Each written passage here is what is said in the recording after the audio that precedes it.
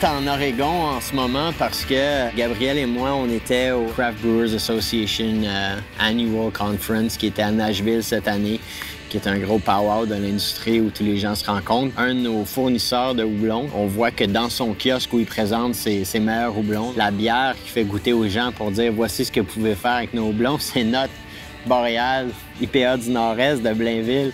We have our newer flagship, which is the IPA du Nord-Est, so it's our take on a hazy IPA.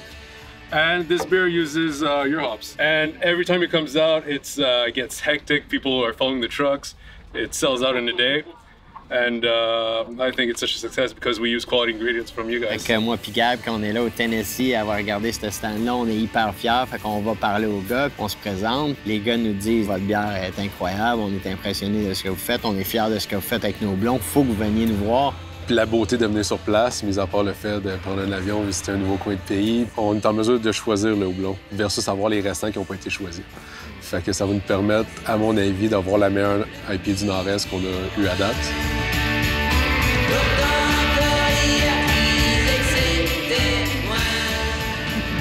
Let me know if he backs up. Yeah. This beer tastes like hop. A bit hoppy. Here we go! Voilà. On choisit ces houblons-là, le Citral Mosaïque, parce qu'ils sont tellement particuliers et sont tellement importants pour le type de bière comme la Nord-Est. C'est pas des houblons qui sont disponibles ailleurs qu'ici. Pouvoir les voir sur les vignes, prendre les cocottes, les voir qui sont... C'est dense, c'est humide, c'est résineux, c'est dank. Pour eux, c'est magique. These are all beautiful. Yeah. They're dense and the aroma is just off the charts. So the hop cone, if you just pick a hop cone and smell it, it's much different than when you break the glands open and are able to smell all the different oils in there. Like crush them up and it smells so good. Damn. Yeah. Wow. Yeah, these are good looking citrus. You'll take these rows. Jusqu'à ce que tu puisses rencontrer les gens, t'appelles Willamette Valley Hops. T'sais. Suite à ce voyage-là, quand on va appeler ici, on va appeler Brandon, on va appeler Jim, on va appeler Bruce, on va appeler Derek, on va appeler Paul. C'est toute la différence. Puis même chose pour eux aussi, je pense qu'ils apprécient nous rencontrer, savoir qui on est, écouter notre histoire, rencontrer Gabriel. This feels awesome. Wow. It's where the moisture or the money's made. De rencontrer ces gens-là, des passionnés, puis de savoir à quel point ils affectionnent leur houblon. So the samples take it right in the bale and then it's sent out to... Ils veulent offrir le meilleur houblon au monde et de savoir que cet ingrédient-là qui se retrouve dans notre bière, bien, ça me rend encore plus fier de parler de nos produits, en ayant confiance de dire qu'on a vraiment quelque chose de différent aux consommateurs. So we have about 8-10% of shelves left for 180 microbreweries, and we fight for that space. And so do you have to bid? The store says Yeah. you want that little space. It's going to cost you $200 a month. Yeah. Really? Yeah. That's crazy. Yeah. C'est important pour moi pour fueler ma passion de rencontrer ces gens-là, mais aussi mais pour développer tout ce côté relationnel-là.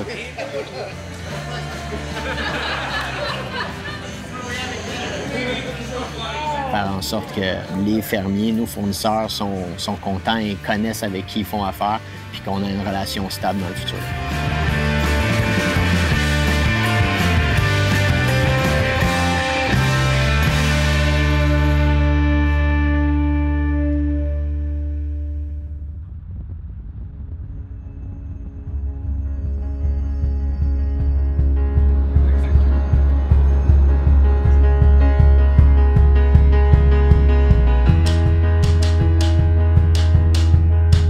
J'ai fait beaucoup d'endroits, beaucoup de plages dans ma vie, mais j'étais jamais allé sur la côte de l'Oregon. Dès qu'on est sorti du char, on a vu le site, c'était irréel. Ça a été quasiment un peu un choc à quel point c'était beau, c'était vraiment magnifique.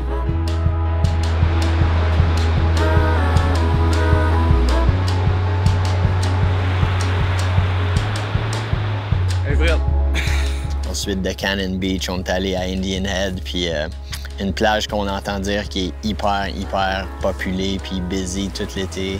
Puis on est tout seul. On regarde en bas, il y a une belle petite vague.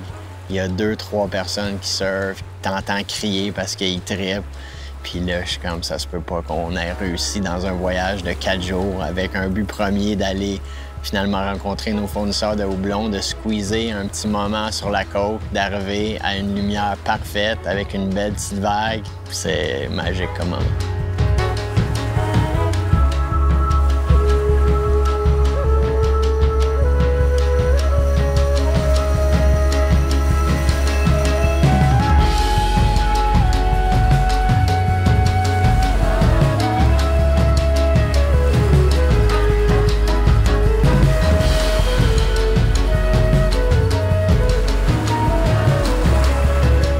Surfer avec Seb, c'est pas un PDG normal, ou du moins, c'est pas le PDG que le monde s'attend à voir. Est-ce que le maître brasseur sera maître surfeur?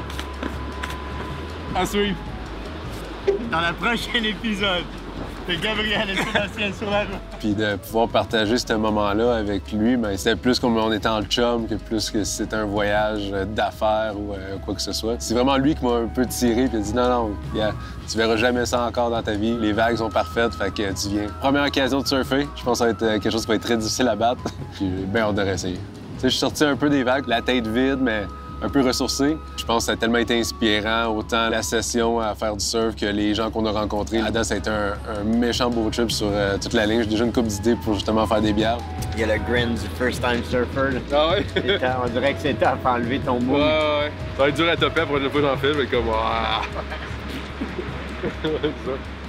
Oh, let me be your teddy bear.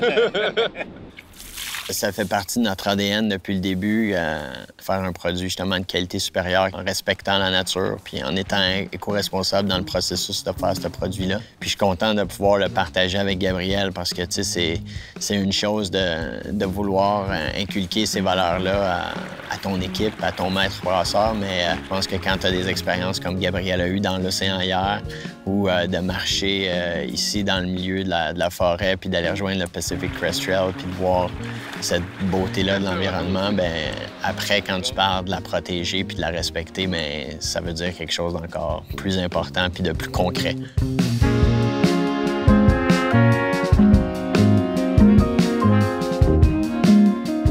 Je pense qu'on est ici en Oregon pour nourrir notre passion. Tu veux faire ce que tu aimes dans la vie, puis ces petits 4 jours-là qui peuvent sembler impossibles quand on regarde un agenda de meeting sont hyper importants pour faire en sorte que les 361 jours dans l'année, après, on se demande pas pourquoi on fasse ça, mais qu'on le comprenne et qu'on soit passionné à le faire. Je pense que c'est juste vraiment une belle occasion de se ressourcer, de remettre ça à zéro, puis garder ce mindset-là. T'sais, on fait de la bière, c'est supposé être le fun, c'est supposé être inspirant. C'est pas... Pour moi, je vois pas ça comme un job, je vois ça comme un trip.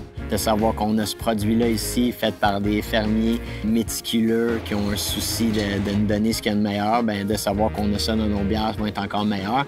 Mais moi, je suis une personne, Gabriel c'en a un autre. Maintenant, c'est à nous de raconter cette histoire-là pour faire en sorte que quand les gens de Boréal dans la main, ils ressentent un peu ce qu'on a pu ressentir cette semaine. Ouais.